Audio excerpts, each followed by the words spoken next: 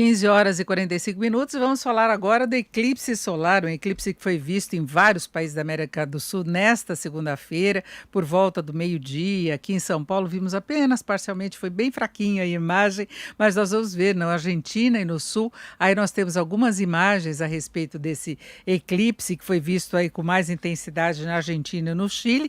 E vamos falar sobre esse tema agora com o Paulo Bretones, que é professor de astronomia da UFSCar. Paulo Bretones, boa tarde.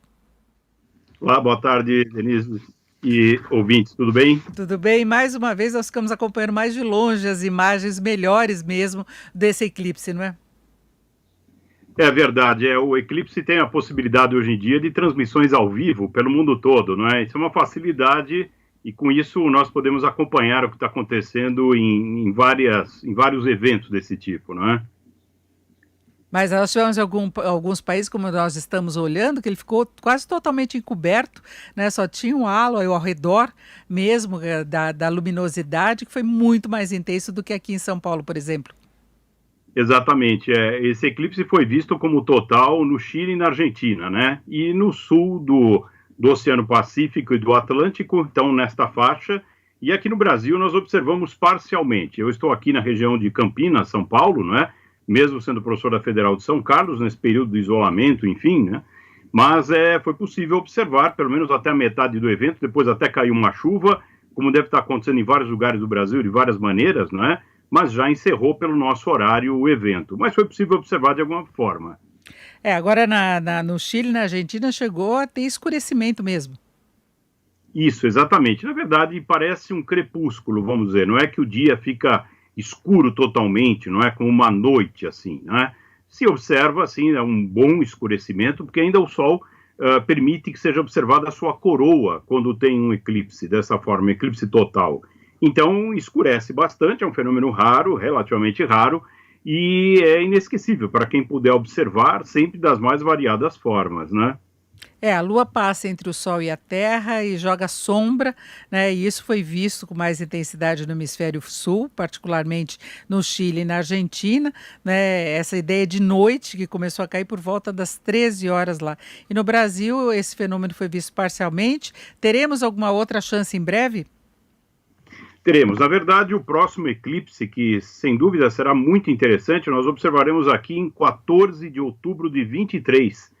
Ele será visto como anular no norte do Brasil, quer dizer, onde se vai verificar um anel, né, no Sol, não desta forma como o eclipse total de hoje, mas a Lua estará um pouco mais afastada da Terra, então será possível observar um anel ao redor do Sol ainda, né, no limite. E isso vai ser visível lá e no restante do Brasil como parcial, é a nossa próxima chance. Sempre importante para divulgarmos para professores, alunos, pessoas que se interessam e se encantam pela observação do céu. É sempre importante incentivarmos esse tipo de observação, não é mesmo? Exatamente.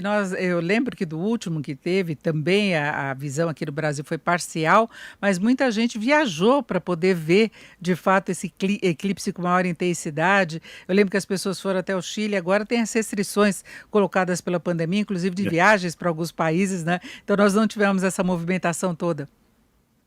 É uma pena, não é? Infelizmente, por conta disso, nós tivemos essas restrições e mais fácil para quem está no próprio país, porque consegue fazer de alguma maneira alguma viagem, não é?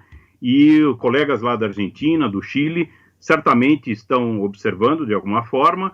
A NASA tem uma transmissão também ao vivo e das mais variadas formas, muita gente interessada, filmando, fotografando, mas nós estamos num ano que isso tem essa limitação. Mas ainda, importante lembrar que no meio do ano, agora em junho passado, nós observamos um outro eclipse que foi visível na África, na Ásia, enfim, né, no Oriente Médio, de alguma maneira, e isso foi possível de se observar, digamos, aqui, por conta de transmissões no YouTube, né, quer dizer, ao vivo, de alguma forma, como nós estamos vendo aqui.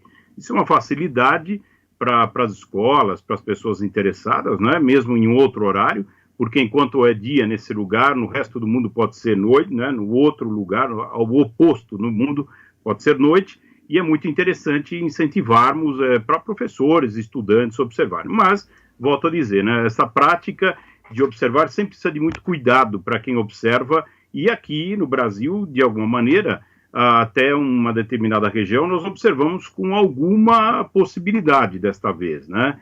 E sempre que tem, a gente faz questão de divulgar para que as pessoas tenham a oportunidade e a experiência de observar, não é verdade? E tem que tomar cuidado com a vista, não pode ser olho nu, né?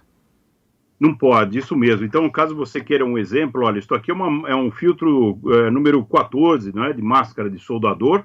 Isso aqui é um exemplo que nós podemos utilizar. Ele não é caro, é bem simples, né, de se observar diretamente, assim, olhando o sol, não é?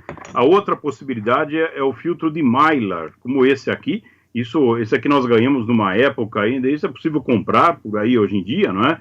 Mas você observa o sol olhando diretamente e assim com um certo tempo, né? Claro que várias lunetas e telescópios ainda têm filtros desse tipo, que são pequeninhos assim, e são maneiras de observar. E outra, como eu estou mostrando nessa luneta que está aqui atrás de mim, não é? Ela tem a possibilidade de observar o eclipse por projeção. Quer dizer, então você observa, ou a luneta manda a luz, claro que no foco e tudo, e você observa nesta plaquinha que tá sendo mostrada aqui atrás, né? E, claro, outras possibilidades são utilizar espelhos, mostrando assim o espelho com uma placa de papelão com um furinho, não é? E ele permite também você projetar a imagem do sol numa parede. Quer dizer, com todos esses cuidados, é importante ter isso aí, não é? Porque senão o sol leva à cegueira, certamente isso pode acontecer, não é? Vai afetar a retina, mas tomando cuidado, vale a pena fotografar o sol, inclusive, caso tenham câmeras fotográficas, enfim, não é? Com exposição correta, com todos os critérios, e dessa forma é possível também registrar o evento das mais variadas formas. Perfeito, ouvimos o Paulo Bretones, que é professor de astronomia da UFSCar. Professor Paulo, muito obrigado, uma boa tarde. Denise, eu que agradeço a oportunidade, um abraço para você, um abraço para os ouvintes, até a próxima. Obrigada, e agora voltamos ao Rio de Janeiro com Rodrigo Viga.